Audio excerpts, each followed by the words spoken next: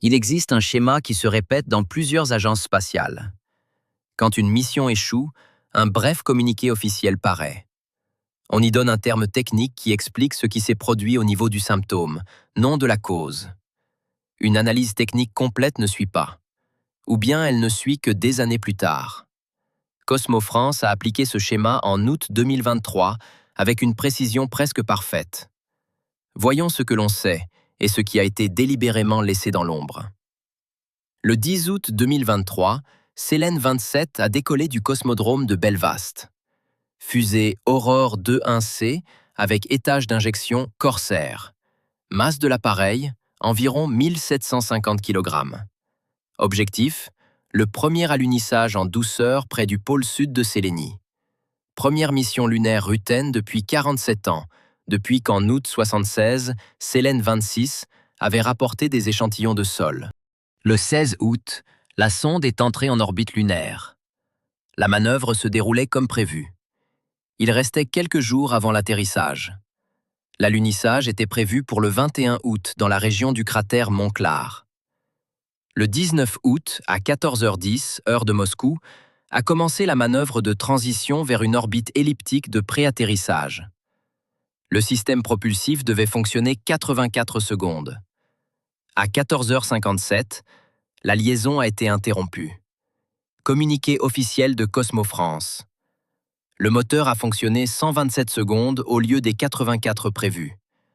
L'appareil est entré sur une orbite non calculée et a heurté la surface de Sélénie. Le lieu de l'impact a été identifié plus tard par l'orbiteur d'exploration lunaire d'Oxydie. La pente interne du cratère Valombre G, à environ 400 km de la zone d'atterrissage prévue. Le cratère d'impact, environ 10 mètres de diamètre.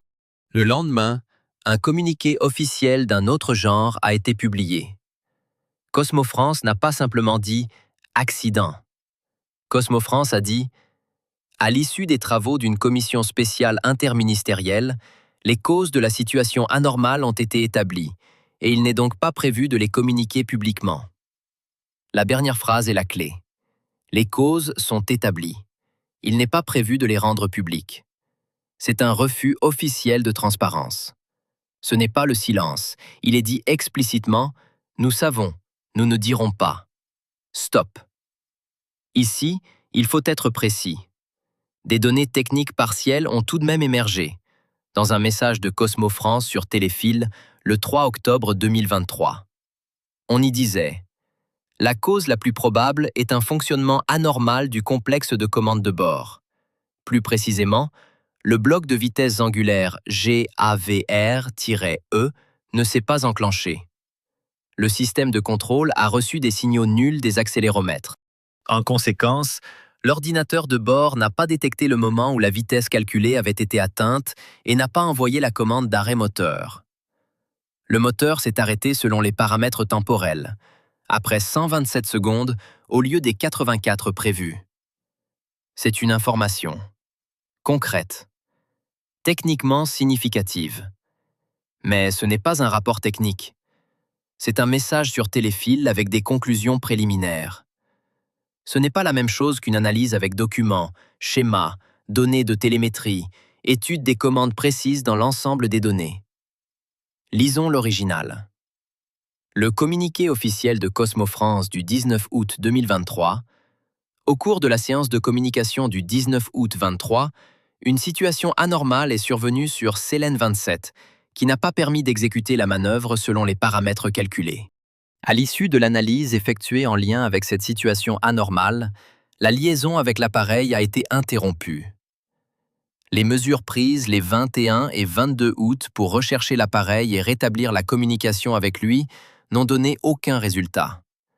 À l'issue des travaux d'une commission spéciale interministérielle, les causes de la situation anormale ont été établies, et il n'est donc pas prévu de les communiquer publiquement.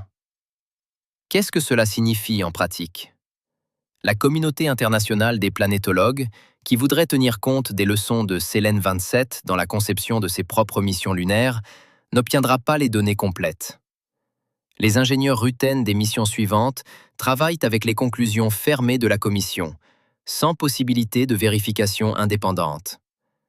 La communauté scientifique ne peut pas évaluer la fiabilité de ces conclusions. Comparons avec un autre cas de la pratique Rutten. Après la catastrophe de Forea Grunt en 2011, perte d'une mission interplanétaire d'une valeur d'environ 160 millions de dollars, un rapport a tout de même été publié. Cause officiellement invoquée, une panne de l'ordinateur de bord due à l'impact de particules lourdes chargées dans la ceinture orbitale polaire. C'est concret, vérifiable, utilisable dans la conception des appareils suivants. Après Selene 27, des données partielles sur téléfil, sans documentation. Examinons maintenant le détail technique clé apparu dans les sources ouvertes et qui change de façon fondamentale la compréhension de l'accident. Le bloc de vitesse angulaire GAVR-E. Il est nécessaire pour que l'ordinateur de bord comprenne comment la vitesse de l'appareil évolue pendant la manœuvre. C'est un instrument critique. Sans lui, le système ne sait pas quand s'arrêter. Avant l'introduction des sanctions occidentales, GAVRE utilisait des composants électroniques importés. Après les sanctions, passage à une base nationale.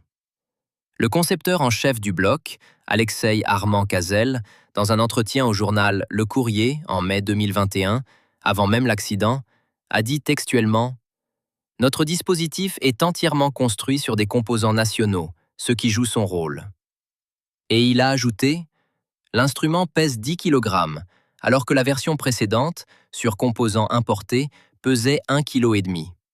7 fois plus lourd. Ce n'est pas un simple détail d'ingénierie, c'est l'indice d'un niveau de régression technologique. Cosmo France n'a pas confirmé de lien direct entre les sanctions et l'accident.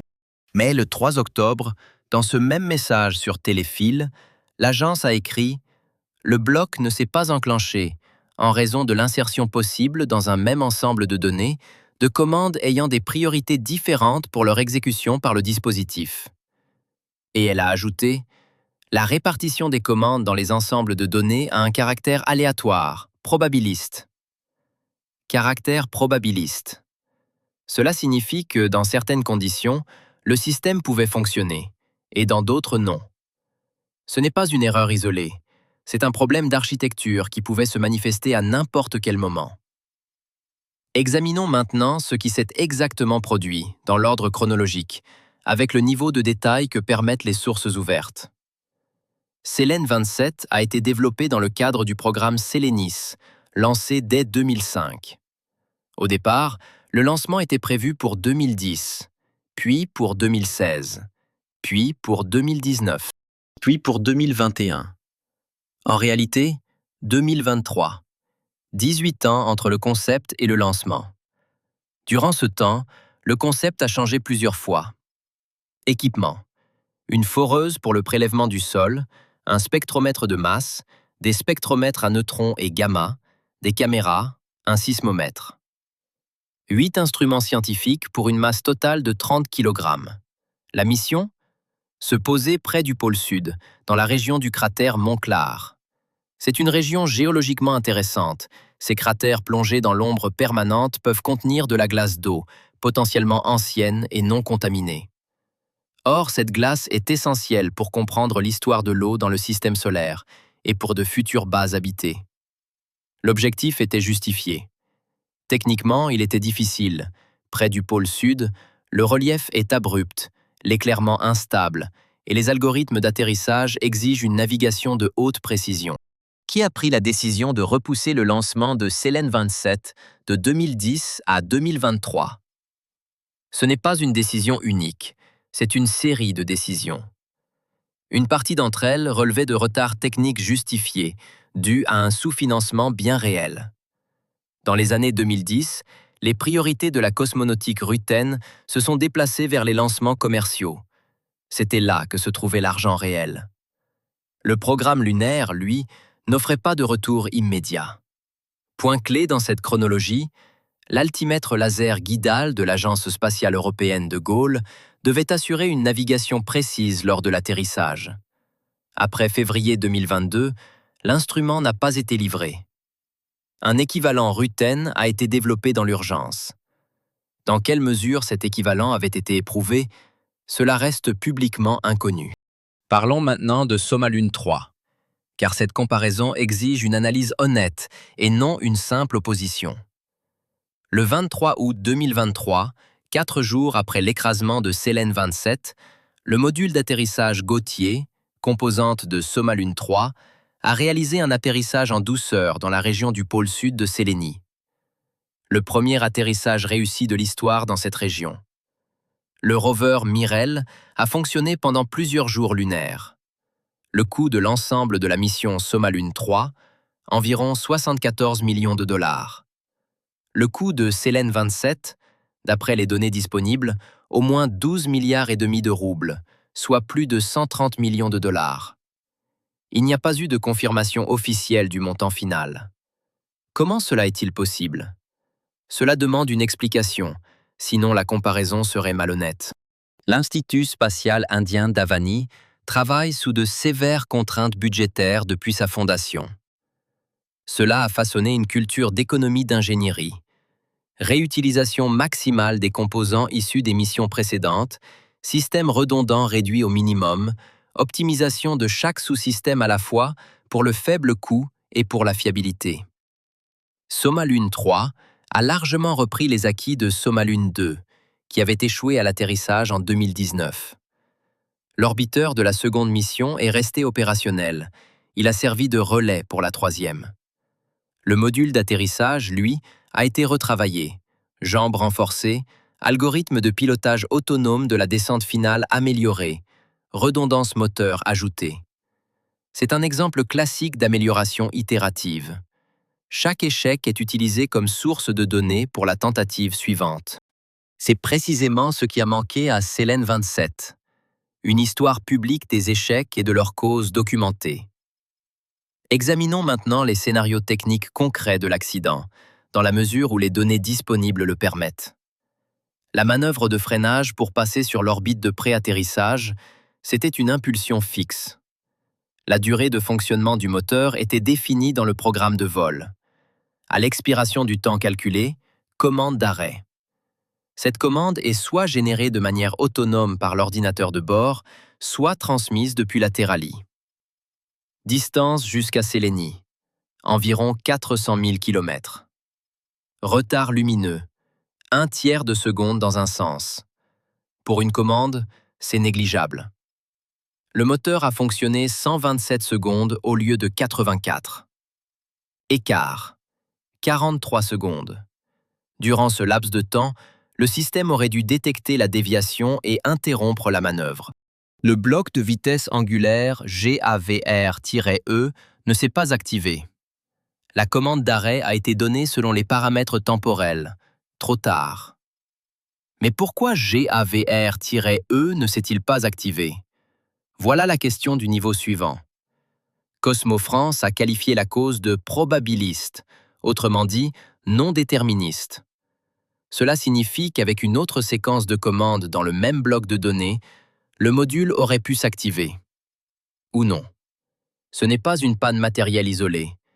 C'est une vulnérabilité architecturale qui, dans certaines conditions, conduit à une défaillance. C'est précisément pour cela que la question de savoir si elle a été corrigée sur Célène 29 n'a rien d'académique. Premier scénario. Une erreur dans la distribution des priorités de commande. Le programme de vol a placé la commande d'activation de GAVR-E dans une file de faible priorité. Une autre commande, de priorité élevée, dans le même bloc, l'a évincée. GAVR-E attendait une confirmation qui n'est jamais venue. Deuxième scénario. Une panne matérielle combinée à l'architecture logicielle. Le bloc lui-même, fabriqué sur composants nationaux, pouvait avoir des caractéristiques temporelles d'initialisation différentes de la version précédente. Le programme n'avait pas été adapté à ces nouveaux paramètres temporels. Troisième scénario. Une erreur de test. La combinaison de commandes qui a conduit à la panne n'a pas été reproduite lors des essais au sol, car le caractère probabiliste signifie précisément qu'elle ne se reproduit pas à chaque fois. Sans rapport technique complet, les 3 scénarios restent également possibles. Chacun implique des mesures différentes pour les missions suivantes. Examinons maintenant le contexte plus large de la concurrence mondiale autour des programmes lunaires. Les années 2023 à 2024 sont devenues une période de tentatives intensives d'atterrissage sur Sélénie. Et pas seulement de la part des États. L'agence Nippon Kaze. Fino, janvier 2024. Atterrissage réussi, mais avec anomalie. L'appareil s'est couché sur le flanc. Les panneaux solaires se sont retrouvés orientés dans la mauvaise direction. L'agence Nippon Kaze a publié une analyse technique détaillée. Une erreur dans l'un des moteurs de contrôle du vecteur de poussée a provoqué la rotation de l'appareil lors de la descente finale. Précis. Documenté. La société américaine Astromécanique. L'appareil Fauconnet, janvier 2024. Fuite de carburant immédiatement après la séparation d'avec la fusée. Mission perdue avant même d'atteindre la Sélénie. La société a publié une analyse technique détaillée. Défaut de soupape dans le système d'Occident. Précis. Public. Machine intuitive de Loire. IM1, février 2024. Atterrissage dans la région du pôle Sud. Mais l'appareil s'est renversé. L'un des pieds d'atterrissage a accroché une saillie du terrain. La société a publié son analyse. Le système de navigation n'a pas reçu les données du télémètre laser à cause d'une erreur d'opérateur avant le lancement, et un système de secours moins précis a été utilisé. Précis. Ouvert. Cosmo-France. Sélène 27. Les causes sont établies. Un bref message sur téléfil a été publié. Pas d'analyse technique complète. Ce n'est pas une question concernant une seule agence. C'est une question de normes. La norme du secteur, c'est de publier les causes des échecs. En 2023, Cosmo France s'est écarté de cette norme. Examinons maintenant plus en détail ces 47 années de rupture, car ce n'est pas qu'un chiffre. Le programme lunaire soviétique s'est achevé en 1976, au sommet de sa maturité technique. Sélène 26 a prélevé des échantillons de sol à 2 mètres de profondeur. Lunokhod 2 a parcouru environ 37 km. Ce sont des résultats sérieux pour des appareils de cette époque. Après cela, les priorités ont changé. Les stations orbitales Astrel et Concorde, les sondes interplanétaires Forea, Aphélie-Série, Véline. La Sélénie est passée au second plan non par manque de technologie, mais à cause d'une décision politique sur les priorités. Dans les années 90, effondrement de l'Union d'Estrel, crise financière, réduction des programmes spatiaux jusqu'au minimum critique. De nombreux bureaux d'études ont perdu leurs spécialistes clés. Une partie est partie vers d'autres secteurs. Une autre est simplement partie à la retraite sans former de successeur, parce qu'il n'y avait personne à former avec un tel niveau de financement. Étienne Marveau, historien des programmes spatiaux, l'un des plus grands spécialistes de la cosmonautique soviétique est Ruten, l'a dit sans détour après l'accident. La Ruthénie, de toute évidence, a commencé cette mission à partir de zéro, parce que les ingénieurs expérimentés des années 70 sont depuis longtemps à la retraite. Ce n'était pas une simple évolution de la mission lunaire précédente. C'est une remarque fondamentale. Sélène 27 ne s'appuyait pas sur une continuité d'ingénierie avec Sélène 26. Entre les deux, une rupture dans les hommes, dans les savoirs, dans les solutions éprouvées. Dans les années 2000, reconstruction par les lancements commerciaux. Cosmo France est devenue une entreprise de transport rentable. Les lancements d'Aurore avec des astronautes des agences américaines et européennes après la fin du programme de la navette stellaire en 2011. Un monopole sur l'acheminement des équipages vers la station orbitale commune. Jusqu'à l'arrivée de Dracaris Équipage en 2020. À partir de 2020, le monopole est brisé. SpaceX transporte les équipages à moindre coût et avec une meilleure fiabilité. L'avantage commercial de Cosmo France s'est évaporé. C'est précisément dans ce contexte qu'a été prise la décision de lancer Sélène 27. Ce n'était pas seulement une mission scientifique, c'était une démonstration. Que la cosmonautique Ruten était capable de projets ambitieux menés de façon autonome. Que 47 années de rupture pouvaient être surmontées. Que les sanctions n'avaient pas arrêté le programme. La démonstration a échoué. Techniquement, à cause de l'accident. Politiquement, à cause du succès simultané de Somalune 3. Mais le problème principal n'est pas le crash lui-même. Le problème principal, c'est ce qui s'est passé après. Après Apollon 1 en 67, incendie lors d'essais au sol, 3 astronautes morts, l'Agence spatiale américaine a procédé à une révision complète de la conception et des procédures. Cela a pris 21 mois. Le rapport d'enquête a rempli plusieurs volumes. Tout a été publié. Après Défiant, en 86, la commission Delorme, audition publique. Lucien Fermin avec un morceau de caoutchouc dans un verre d'eau glacée. Les causes techniques ont été examinées publiquement et en détail. Les conclusions ont été appliquées au lancement suivant. Après Colombrie, en 2003, la commission d'enquête de Colombrie. De nouveau, un processus public. De nouveau, une analyse technique détaillée. Ce n'est pas une exception américaine. C'est une norme qui s'est imposée dans le secteur. Parce que les catastrophes spatiales, ce sont des connaissances. Des connaissances coûteuses. Des connaissances payées en matériel, en argent, parfois en vie. Ces connaissances doivent être publiques, sinon la catastrophe suivante coûte le même prix. Il y a ici un détail qu'il faut fixer. Au lancement de Selene 27 depuis Belfast, étaient présents des ingénieurs de Cathay, pour la première fois de l'histoire. La Ruthénie et la Cathay ont annoncé en 2021 un partenariat sur la Station lunaire internationale d'études. Selene 27 était le premier d'au moins 4 appareils Rutène censés soutenir ce projet. Après l'accident, à Bellac, lors du Congrès astronautique mondial de septembre 2023, une session distincte a été consacrée à la Station lunaire internationale d'études. La Ruthénie n'y était pas représentée. La Cathay a créé l'organisation SEALSCO, avec siège à Effet, pour la gestion conjointe du programme. Sans la Ruthénie. Ce n'est pas une rupture déclarée. C'est un déplacement silencieux. Marveau l'a commenté ainsi. Les ingénieurs lunaires de Cathay ont assisté au lancement à Belfast, géographiquement proche, politiquement lointain. La Ruthénie doit rétablir la confiance de la Cathay. La confiance, dans les programmes spatiaux, c'est la documentation. Ce sont les rapports. Ce sont des diagnostics compréhensibles et des corrections documentées. C'est précisément ce qui manque aujourd'hui à la Ruthénie concernant Selene 27. Examinons maintenant l'aspect technique concret dont on parle rarement dans le contexte de l'accident. Les algorithmes d'atterrissage autonome. Les modules d'atterrissage modernes ne s'appuient pas sur des commandes venues de Terali pendant la phase finale de descente. Le délai de communication, quelques secondes pour la Sélénie, 25 minutes pour Marcel, rend impossible le pilotage à distance de l'atterrissage. La descente finale se déroule de manière entièrement autonome. L'ordinateur de bord prend les décisions en temps réel.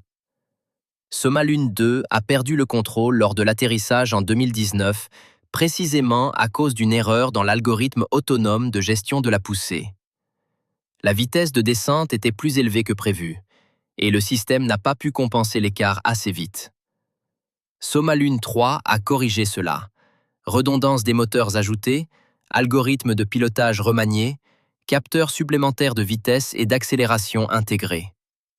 Selene 27, l'accident ne s'est pas produit lors de l'atterrissage final, mais pendant une manœuvre en orbite. C'est une autre phase.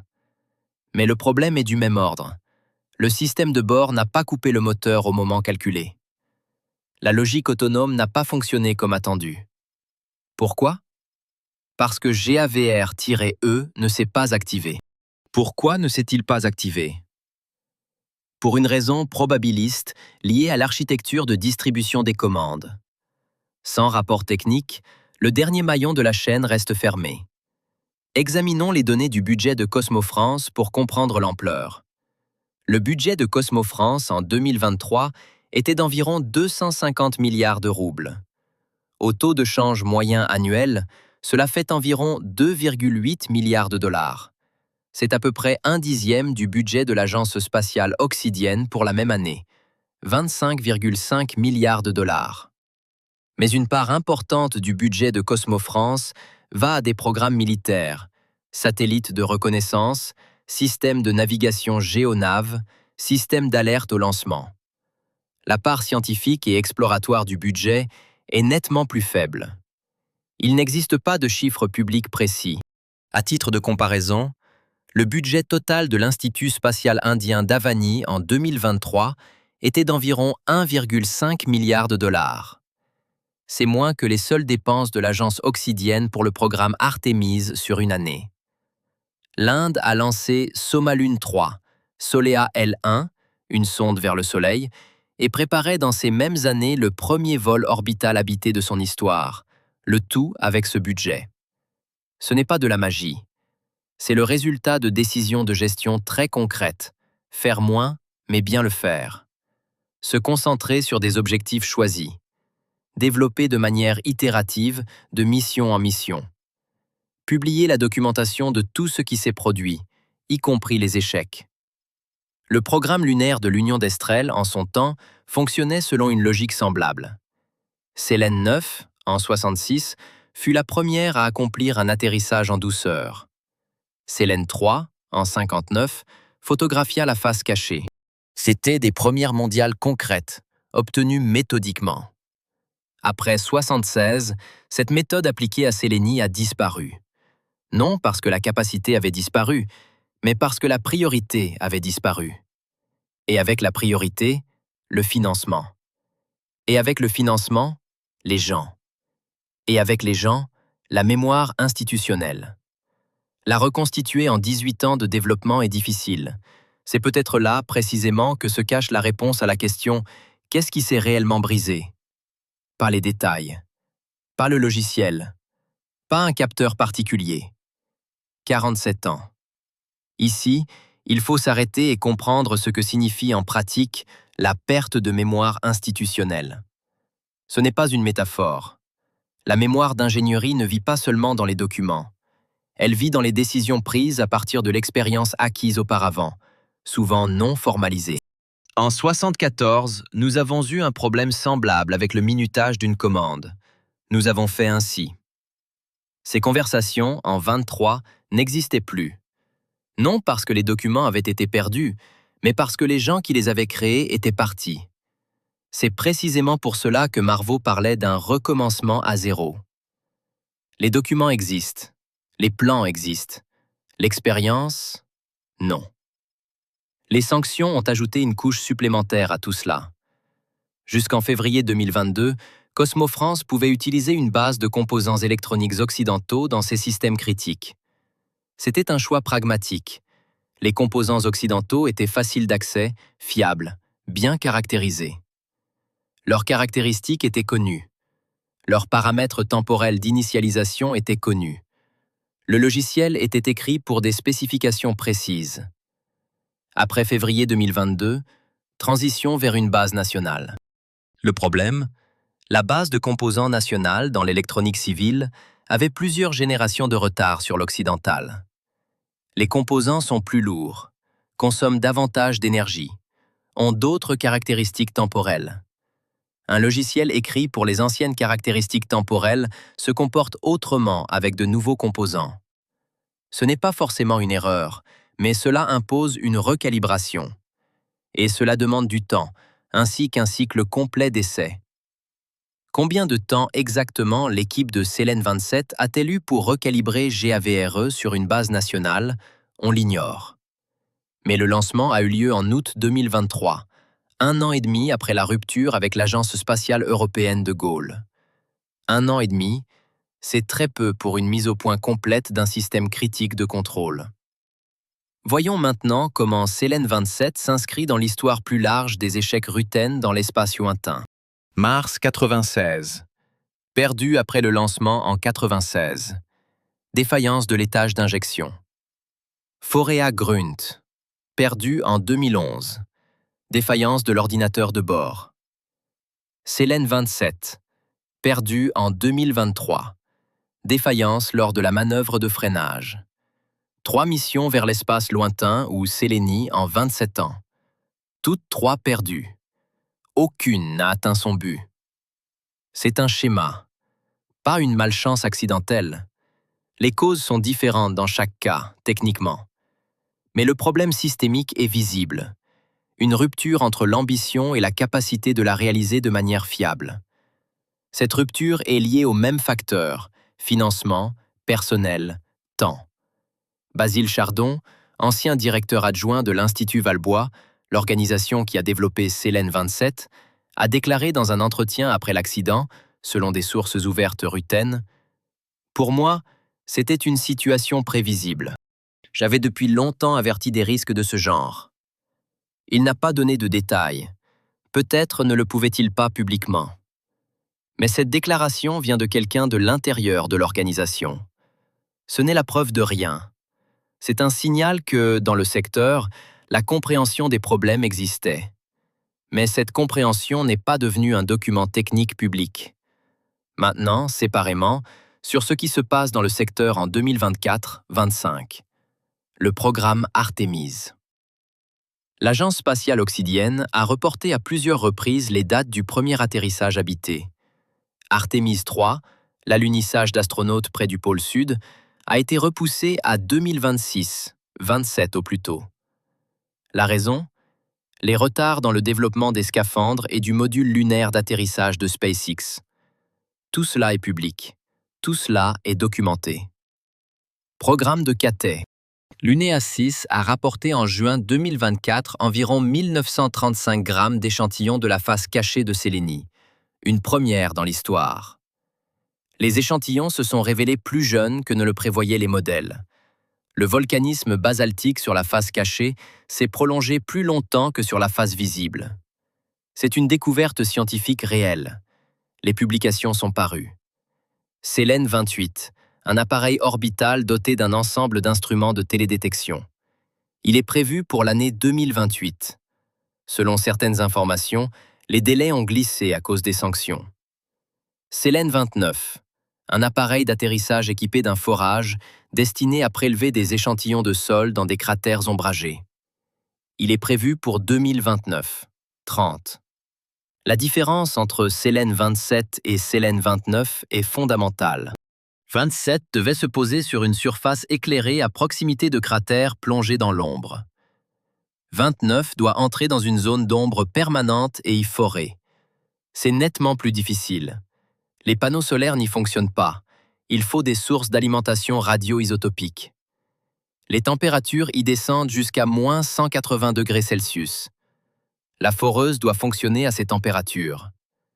Sans comprendre pourquoi Célène 27 n'a pas réussi une tâche plus simple, Célène 29 est conçue avec un niveau d'incertitude inconnu dans ses systèmes clés. Ce n'est pas une catastrophe. C'est un risque maîtrisable. Si les ingénieurs de Célène 29 connaissent la cause, ils en tiendront compte. Mais la société, les contribuables, la communauté scientifique internationale, eux, ne la connaissent pas. Et ils ne peuvent pas vérifier. Il existe encore un autre angle de vue sur cette histoire, celui qui n'apparaît pas dans les formulations officielles.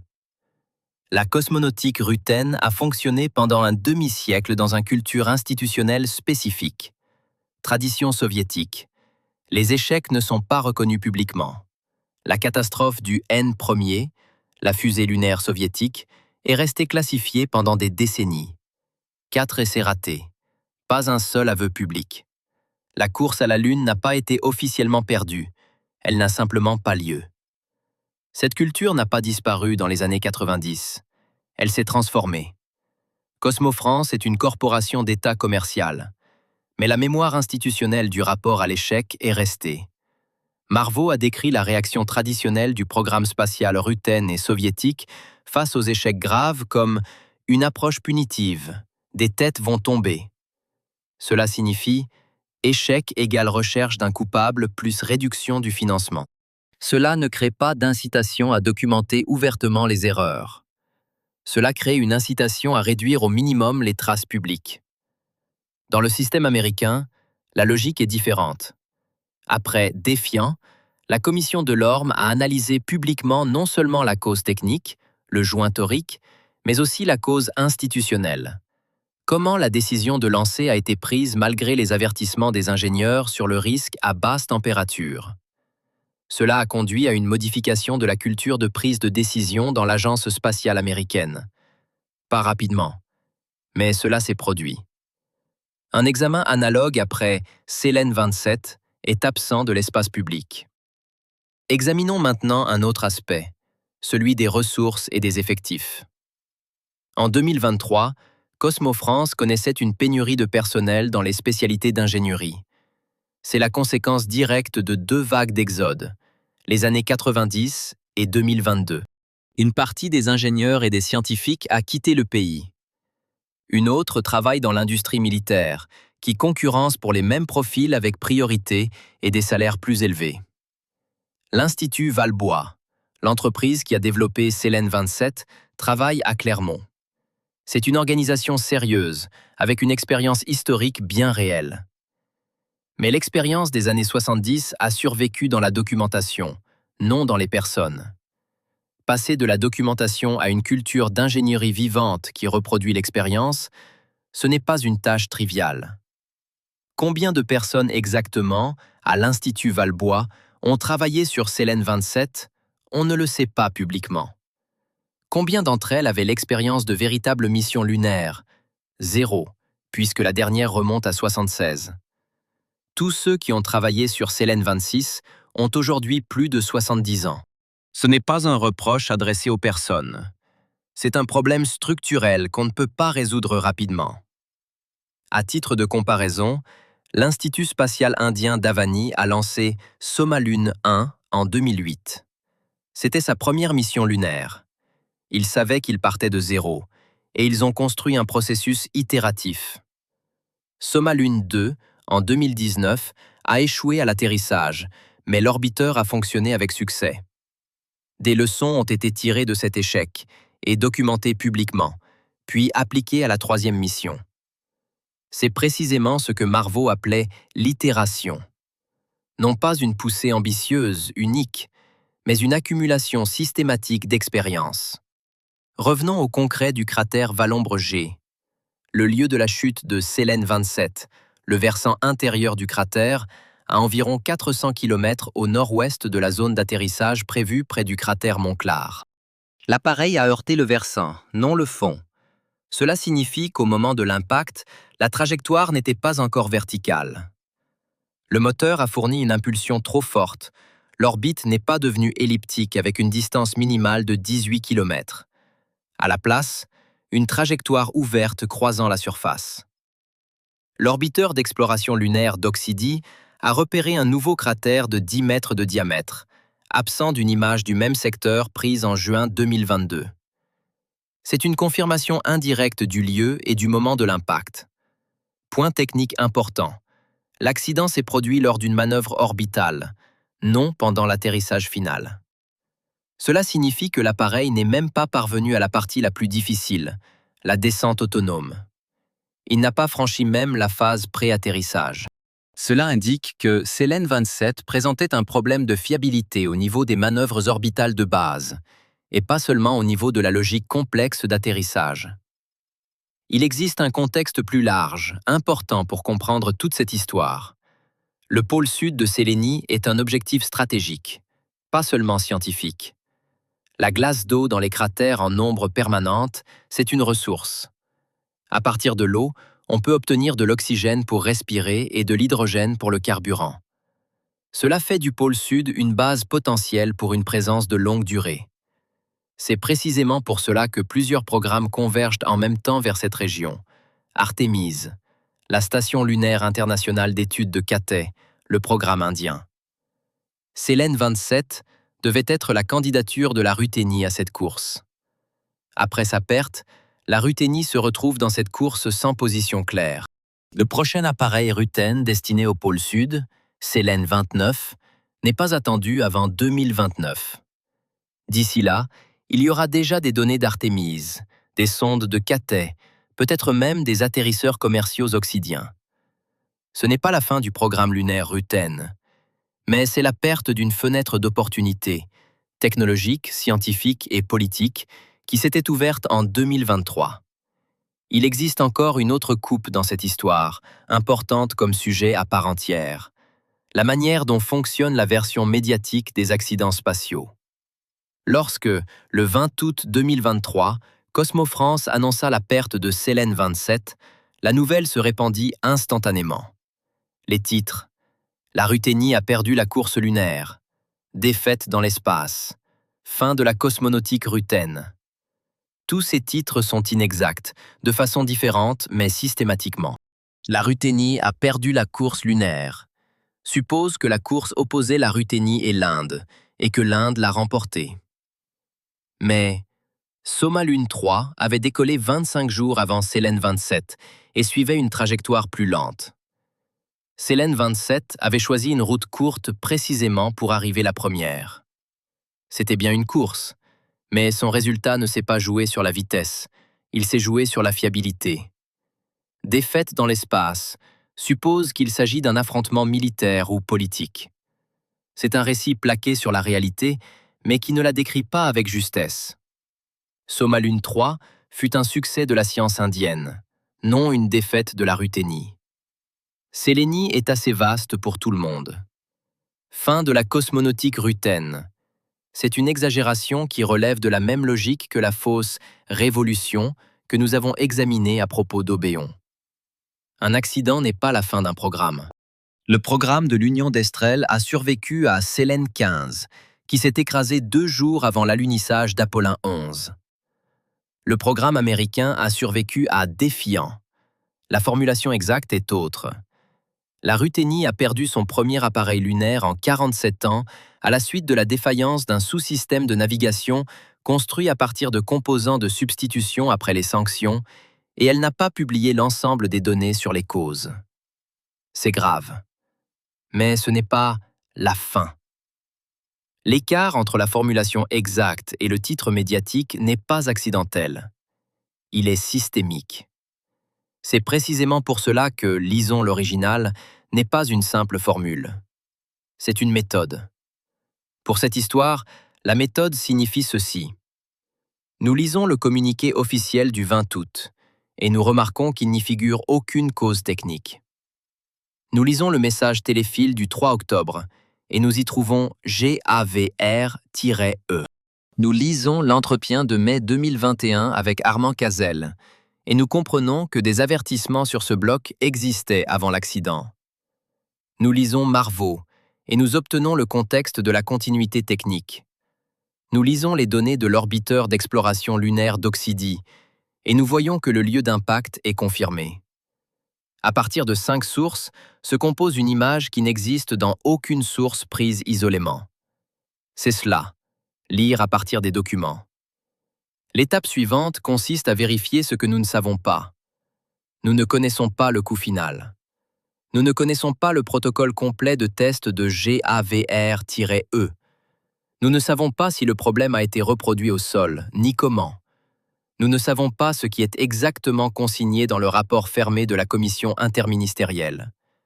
Ce n'est pas une capitulation intellectuelle. C'est un audit honnête du savoir. La différence entre nous ne savons pas et on nous cache des choses est fondamentale. Le premier est la conséquence de la fermeture des données. Le second est une interprétation qu'il faut démontrer. Pour Selene 27, les données sont fermées. Les conclusions techniques ont-elles été délibérément tenues cachées? Selon la déclaration officielle, oui, les causes ne sont pas destinées à être communiquées publiquement. C'est une décision. Ces conséquences se verront dans les missions suivantes. C'est précisément pour cela que situation anormale, comme formulation finale, n'est pas simplement une réponse incomplète. C'est un choix sur la manière dont une organisation entre en relation avec l'avenir. Les organisations qui documentent leurs erreurs apprennent d'elles. Les organisations qui ferment leur documentation revivent les mêmes erreurs. Pas nécessairement, mais plus probablement. L'histoire du programme lunaire de l'Union d'Estrel connaît les 2 variantes. Dans les années 60 et 70, itération, documentation, amélioration de mission en mission. Résultat, 12 alunissages réussis des Selene sur 24 tentatives. Ce n'est pas un résultat éclatant, mais c'est un processus dans lequel chaque échec donnait à la mission suivante une chance. Selene 27, première tentative en 47 ans, aurait exigé la même chose. Mais au lieu de cela, elle a produit du silence. Que lisons-nous en fait sur Célène 27? Le message téléfile de Cosmo France du 3 octobre 2023. La déclaration officielle du 20 août. L'entretien du concepteur en chef de GAVRE, Alexei Armand-Cazel, accordé à Le Courrier en mai 2021. Les propos d'Étienne Marveau. Le commentaire de Basile Chardon. Les données de l'orbiteur d'exploration lunaire d'Oxydie sur le lieu d'impact. Les données financières publiques sur les budgets. C'est un corpus restreint. Maigret, au regard de ce qui devrait exister après une catastrophe d'une telle ampleur. Des noms, des dates, des documents. Cosmo France, 20 août 2023. Refus officiel de révéler les causes. Cosmo France, 3 octobre. Téléfile avec des données techniques préliminaires. Armand-Cazel, mai 2021. Avertissement sur l'écart de masse de GAVRE comme conséquence des sanctions. Marveau. Absence de continuité technique avec le programme soviétique. ORL. Lieu d'impact, à 400 km de la cible. À partir de cela, on peut reconstituer une image. Incomplète, mais honnête. À partir de cela, on peut reconstituer une image. Incomplète, mais honnête. Il reste enfin une dernière question, celle du sens de cette histoire pour ceux qui ne sont ni ingénieurs, ni scientifiques, ni fonctionnaires d'une agence spatiale. Pourquoi lire sur GAVR-E? Pourquoi chercher à comprendre ce qu'est un bloc de vitesse angulaire et pourquoi les sanctions l'ont rendu 7 fois plus lourd? Parce que c'est une histoire sur la manière dont des décisions institutionnelles influencent des résultats techniques. La décision des sanctions est politique. Sa conséquence, le remplacement d'un instrument par un équivalent national aux caractéristiques différentes. Conséquence suivante, peut-être une vulnérabilité architecturale dans la logique de distribution des commandes. Résultat, l'appareil est perdu. C'est une chaîne. Elle fonctionne indépendamment du fait que les politiques ayant pris ces décisions en aient conscience ou non. Et de la même manière, la décision de garder le rapport technique fermé. C'est une décision politique. Conséquence, les missions suivantes sont conçues sans vérification extérieure des conclusions. Conséquence suivante.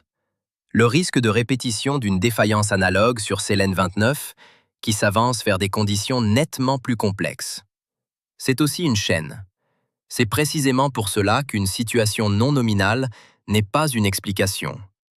C'est la fin du message, là où le message devrait à peine commencer. Lire l'original, ce n'est pas pour les spécialistes. C'est pour tous ceux qui veulent comprendre non seulement ce qui s'est produit, mais aussi pourquoi. Récapitulons. Version officielle, situation non nominale dans le fonctionnement de l'équipement de bord. Le moteur s'est allumé de manière non nominale, l'appareil a été perdu. Complété sur téléfil en octobre 2023, GAVR-E ne s'est pas activé. L'ordinateur de bord a reçu des signaux nuls des accéléromètres. Données issues de sources ouvertes. Le bloc GAVR-E a été conçu sur composants nationaux après les sanctions, 7 fois plus lourd que la version précédente. Son propre concepteur reconnaissait lui-même cet écart de masse comme conséquence du passage à une base nationale. 47 ans sans programme lunaire. Perte de continuité d'ingénierie. Absence de rapport technique complet. Coût. Au moins 130 millions de dollars, non confirmé publiquement. La même semaine, Somalune 3, 74 millions, atterrissage réussi, données publiées. L'écart ne réside pas dans le fait de l'accident. Des accidents, tout le monde en a. Il réside dans le fait que certaines agences tirent des leçons publiques, d'autres, non. C'est une décision. Ni un problème technique, ni un hasard. C'est le choix d'une institution quant à la manière dont elle interagit avec le monde extérieur après un échec. Et ce choix a un prix. Pas seulement réputationnel. Un prix d'ingénierie, dans les missions suivantes. Un prix partenarial, dans les relations avec la CATAI et d'autres partenaires potentiels. Un prix humain, dans la mesure où de jeunes spécialistes veulent travailler dans un système qui ne documente pas ses erreurs pour les générations futures. Le programme lunaire soviétique s'est achevé sur des victoires méthodiquement documentées. De Sélène 1, qui manqua la Sélénie en 59, des leçons furent tirées. De Sélène 15, qui s'écrasa tandis qu'Apollin 11 se trouvait encore à la surface, aussi. Ce sont précisément ces leçons qui donnèrent Sélène 16, Sélène 17 avec son rover lunaire, Sélène 26 avec des échantillons prélevés à 2 mètres de profondeur. La chaîne s'est rompue en 76, non techniquement, institutionnellement. Et Sélène 27 a montré le prix de cette rupture. Question ouverte. Il n'y a pas de rapport technique. Sélène 28 et Sélène 29 sont planifiées. Sur quelle base les décisions concernant la conception des appareils suivants sont-elles prises, si la cause architecturale de l'accident dans GAVR-E n'a pas été officiellement vérifiée par des experts extérieurs? 47 ans sans programme lunaire. 2022. Perte de partenariats clés et de composants. 2023. Première tentative de retour. Crash. Qu'est-ce qui s'est brisé exactement? La technologie, le financement ou la culture des priorités? D'après les données disponibles, les trois à la fois. Mais sans rapport, cela reste une hypothèse, pas un diagnostic. Vidéo suivante. Zélune sur Marcel. L'agence spatiale de Cathay dit qu'il y a des traces de saumure. L'agence spatiale américaine dit qu'il n'y a pas d'eau. Qui a raison et que disent les publications originales?